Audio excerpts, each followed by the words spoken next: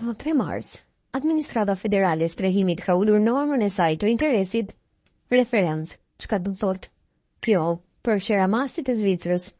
Norma referencë e interesit të lepshëm për vendosin e qerave në të gjithë Zvicrën ka rënë me 0.25% dhe tani është 1.5%, tha Administrata Federale në një njoftim për Shnip.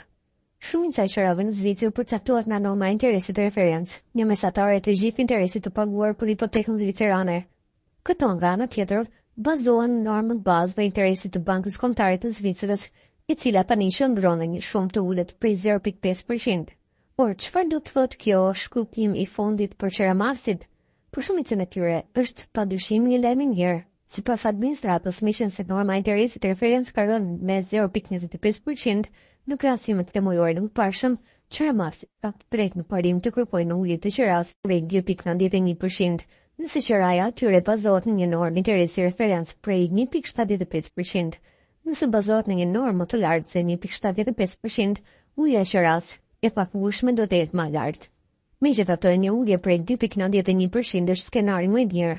Disa qeramarës mund të shohin një ulje më të ulët të qerave të tyre, transmeton Arbitfo. Kjo sepse faktorët e tjerë të kostos, si ndryshimi në indeksin e çmimeve të konsumit, inflacioni, mund të luajnë një rol në përcaktimin e qerave. Inflacioni mund të merret parasysh deri në 40%. Përveç kësaj, një ndryshim në kostot e mirëmbajtjes dhe funksionimit mund të çojë në një rregullim të qeras, nëse është e aplikueshme. Kjo duhet të merret parasysh në llogaritje. E fundit, por jo nga rëndësia, nëse kostot e pronarit tuaj të tilla si menaxhimi i pronës, taksa ose sigurimi rriten, ato mund të përfshijnë këto kosto të shtuara në qerat tuaj, që do thotë se ulja juaj aktuale nuk do të rritet deri në 2.91%, shkruan The Local.